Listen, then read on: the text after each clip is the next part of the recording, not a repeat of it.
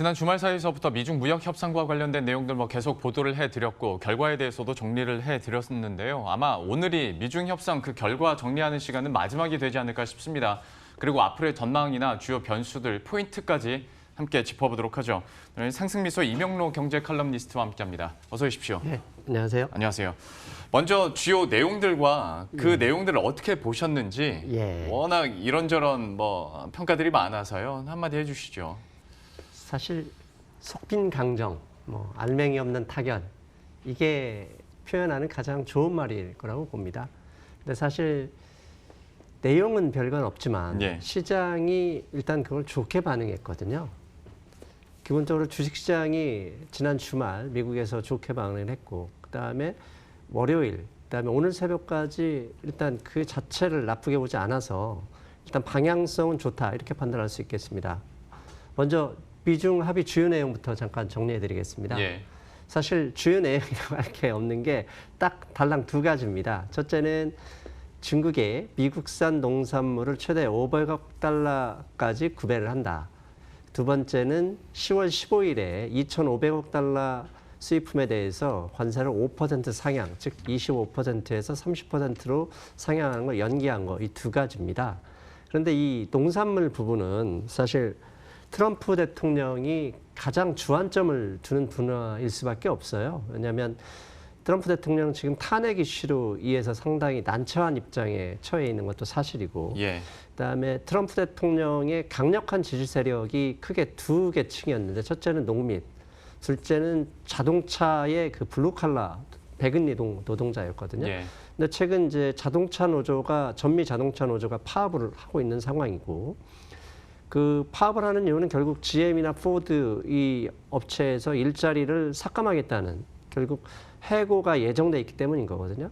그렇다면 이런 상황에서 탄핵 이슈를 덮을 만한, 아니면 지지층을 재결합하기 위해서 가장 필요한 계층이 농민이고, 그 농민이 지금 현재 중국과 미국의 농산물 이 수입으로 인해서 어느 정도 지지층으로 결집할 수 있다. 그런 측면이 있었기 때문에 이 트럼프 대통령은 가장 주안점을 두지 않았나 그런 생각을 해봅니다. 그러니까 이 협의 내용들이 전해지고 나서도 평가들이 스몰 딜도 아니고 마이크로 딜 아니면 이거는 딜이라고 하기도 그렇고 그냥 휴전만 한 거다 이 정도 얘기가 나오는데도 불구하고 트럼프 대통령은 자화자찬을 하고 있지 않습니까?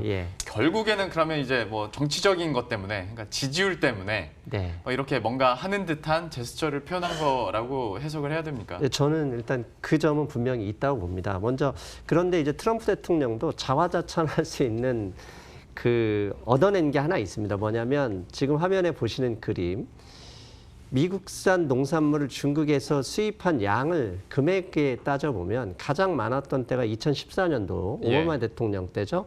저때 금액이 250억 달러 정도밖에 되지 않았습니다.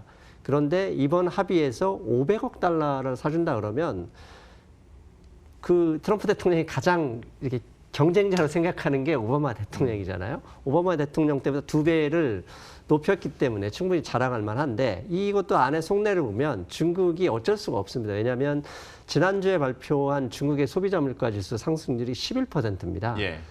11%의 가장 핵심 이유는 돼지고기 가격이거든요. 돼지 열병이 작년 8월에 발생한 이후에 올해 초부터 본격적으로 돼지고기 모돈을 이제 살처분하면서 그 가격 상승분이 연초보다 무려 68%가 높아졌대요.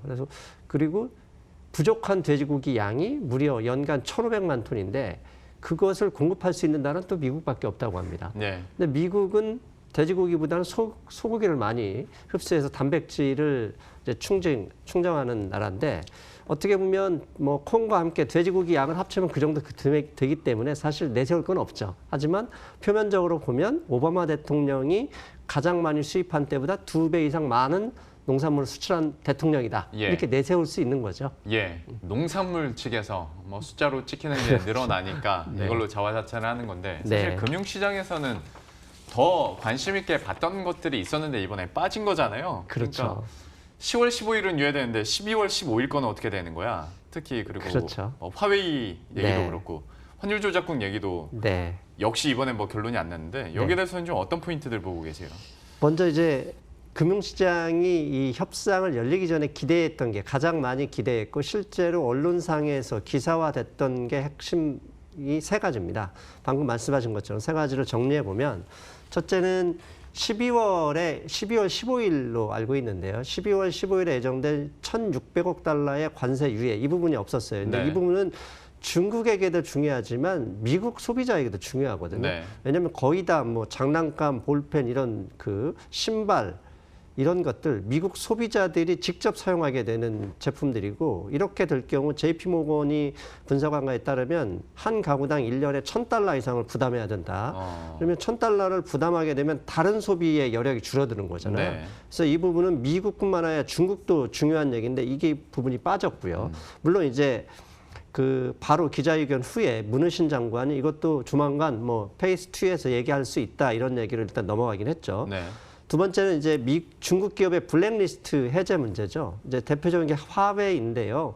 이것도 중국 자체도 중요하지만 미국의 IT 기업들도 이게 상당히 연관이 되어 있습니다. 왜냐하면 미국의 IT 기업들 뭐 가령 예를 들면 그 텍사스 인스트루먼트, 그다음에 마이크론 테크놀로지, 그다음에 엔비디아 등 주로 반도체 관련들이 중국의 매출이 상당 부분 차지하고 있거든요. 근데 이 블랙리스트 문제가 현재는 12월까지 임시 면허로 연기됐을 뿐이에요. 근데 이에 대해서 해제하거나 추가 연기한다는 얘기가 없기 때문에 이 부분에 대해서도 IT 기업들 주가가 첫날에 좀 실망스러웠고요.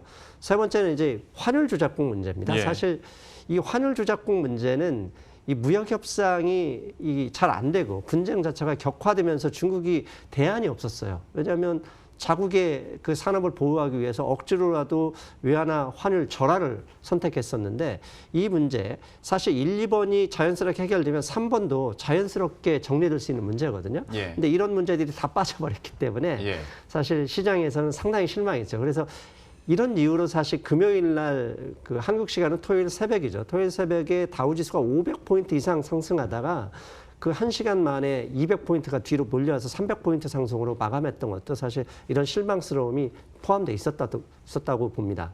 그나마 일말에 좀 희망을 갖는 게 만약에 에이펙 회의에서 그렇죠. 뭔가 서명을 할 때 그 서명하는 서명문에 어떤 내용이 포함됐는지를 봐야 되긴 하겠습니다만은 네.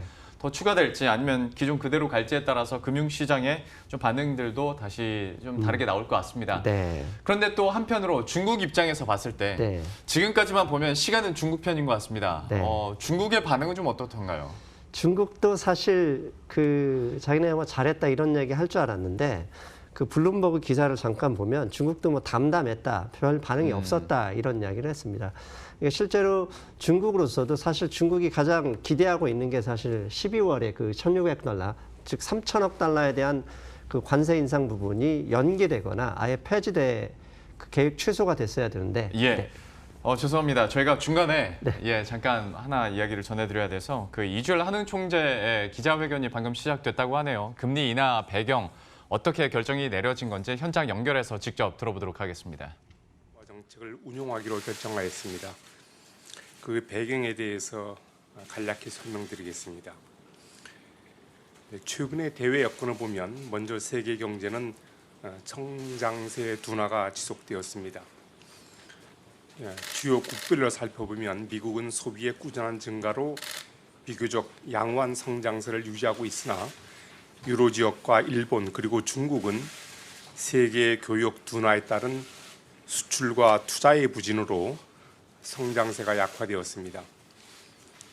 국제금융시장에서는 글로벌 무역 분쟁의 전개 상황과 주요국 경제 지표의 움직임에 영향받으면서 장기 시장 금리와 주가가 큰 폭으로 등락을 하였습니다. 국내 실물 경제도 성장세 둔화가 이어졌습니다. 투자 부진이 지속된 가운데 소비 증가세가 약화되었으며 수출도 세계 경제의 성장세 둔화로 큰 폭의 감소를 나타내고 있습니다. 앞으로 국내 경제의 성장 흐름은 글로벌 무역 분쟁 지속과 지정학적 리스크 확대 등의 영향으로 지난 7월의 전망치를 하회할 것으로 예상됩니다. 소비자 물가 상승률은 수요 압력이 약화된 가운데 석유류와 농축수산물 그리고 공공 서비스 가격의 하락으로 9월 중 마이너스를 나타내었습니다. 식료품과 에너지 가격을 제외한 근원 인플레이션율은 0%대 중반으로 낮아졌습니다. 앞으로 소비자 물가 상승률은 당분간 0% 내외에 머물다가 내년에는 공급 면에서의 하방 압력이 점차 완화되면서 1%대로 높아질 것으로 예상하고 있습니다. 국내 금융시장에서는 주요 가격 변수가 국제 금융시장 움직임에 영향받으면서 상당폭 등락하였는데 지난 8월 말 통화정책 방향 결정 회의 시와 비교하면 장기 시장 금리와 주가는 상승하고 원 달러 환율은 하락하였습니다. 가계 대출은 9월 들어 계절적 요인으로 증가 규모가 다소 축소되었으며 주택 가격은 서울과 수도권에서 오름세를 나타내었습니다. 오늘 금융통화위원회는 향후 성장 흐름이 기존의 전망 경로를 하회할 것으로 예상되고 수요 면에서의 물가 상승 압력이 약화된 점을 고려하여 기준금리를 0.25%포인트 인하하기로 결정하였습니다. 앞으로의 통화정책은 성장세의 회복을 지원하기 위해 완화 기조를 유지해 나갈 계획입니다.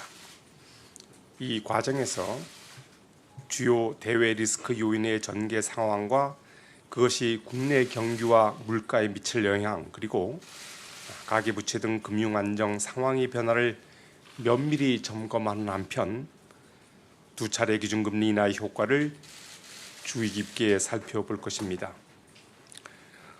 오늘 한국은행 기준금리를 0.25%포인트 인하하기로 한 금통위의 결정에 대해서는 이희령 의원과 임지원 의원이 기준금리를 동결하는 것이 바람직하다는 의견을 나타내었습니다. 지금부터 질문을 받겠습니다. 질문을 하실 때에는 소속과 성명을 말씀해 주시면 감사하겠습니다. 예, 이렇게 해서 이주열 한국은행 총재 기자회견 현장 연결해서 금리 인하 배경과 함께 또 경기 전망 간단하게 들어봤고요. 저희가 앞에서 하던 얘기 계속 해보도록 하겠습니다. 미중 무역 협상과 관련해서 미국 측의 의도나 그리고 지금까지의 진행 상황들은 정리해봤고 저희가 이제 중국 측 쪽에서 좀 의외로 담담하게 지금 공식적으로는 스탠스를 내놓고 있다까지 얘기를 했는데 계속 이어주시겠어요? 예, 거기에 또 중국 그 류어 부총리와 트럼프 대통령이 이제 백악관에서 이야기를 했지만 사실 합의된 내용 이외에도 많은 것을 트럼프 대통령이 이야기를 했습니다. 뭐 금융시장이나 여러 가지. 근데 그에 관련해서 이제 중국 측에서 좀 황당했던지 추가 협상을 요구한다는 기사가 나왔습니다. 즉 이 사이닝 페이스 1이 종료되려면 트럼프 대통령이 말씀하시길 3주 이내에 사인한다고 돼 있거든요. 네. 문서화돼서 나온다. 근데 3주 이내에 중국 측에서는 좋아 그러면 베이징으로 한 번 더 와서 우리 추가적으로 좀 더 협상을 하자. 이런 의견도 나왔는데 이게 공식적인 의견은 아니었고요. 네. 기사가 나왔습니다. 아무튼 중국 쪽의 평가도 뭐 그렇게 나쁜 것도 아니고 그렇다고 아주 환영한 것도 아닌 그냥 담담한 표현이었다. 이렇게 정리할 수 있겠습니다. 참 트럼프 대통령도 한 번 더 해야 될지도 모르겠다라는 얘기까지 나오다 보니까 이게 오히려 사실 시장에서는 네. 야, 뭐야 그러면 그거 딜 아니었어? 라는 해석까지 지금 나오고 있는 상황이라 네. 글쎄요. 증시의 흐름 분위기와 네. 이번 협상을 받아들이는 시장의 갭도 좀 있는 것 같아서 예. 좀 그것 좀 분석을 해주세요. 사실 그 이번 협상은 사실 해결 차원이라기보다 확전을 막은 것만으로도 저는 효과를 보고 있다라고 생각하거든요. 예. 실제로 그 블룸버그하고 몇 개 그 전문가들이 인터뷰한 내용에서 제 눈을 끈 문구가 있었는데요. 좀 화면에 보시는 것처럼 이번 미중무역 협상의 성과는 더 이상 확전이 아닌 것만으로도 충분하다. 즉 확전을 막고 그러니까 남들은 휴전이니 뭐 협상이니 휴전된 것만으로 더 이상 벌어지지 않은 것만으로 이것만으로 성공이다. 예. 이렇게 평가하고 있는데 저는 이 자체도 그 사실 상당히 괜찮은 평가다라고 생각을 합니다. 예.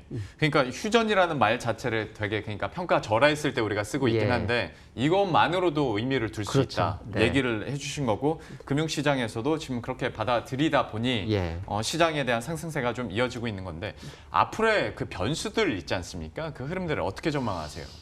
예, 그건 이제 사실 변수는 트럼프 대통령의 트윗이 가장 큰 변수인데 네. 그걸 알 수는 없고요.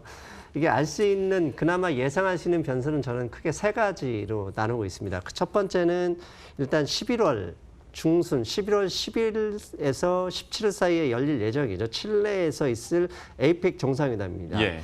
이때 트럼프 대통령과 시진핑 주석도 참가를 하는데요. 만약에 미중 정상회담이 개최된다라는 보도가 나오면 상당히 그 협상이 진척도가 진행이 되고 있구나라고 판단할 수 있어요. 네. 왜냐하면 트럼프 대통령이 6월에 하노이에서 그냥 걸어 나온 이후로 중국에서도 사실 격대격이 있는데 그냥 걸어 나오면 청마들은 진짜 면이 다 상하는 거잖아요. 네. 그래서 만약에 그걸 감안했을 때 성과 없이 만나지는 않을 것 같고 사전에 성과가 있다 그러면 분명히 정상회담이 개최될 것이다.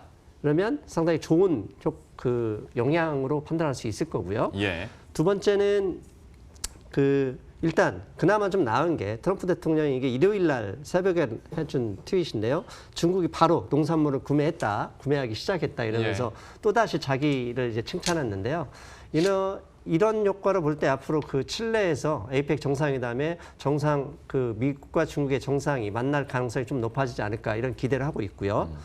두 번째는 이제 보시는 그림이 필라델피아 반도체 지수입니다.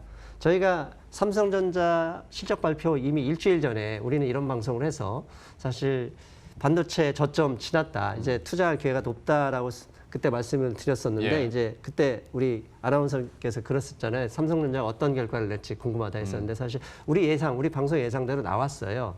그런데 이제 필라델피아 반도체 지수를 보면 오늘 새벽 이게 어제 고점이었는데 오늘 새벽에서는 전 고점을 넘었습니다. 네.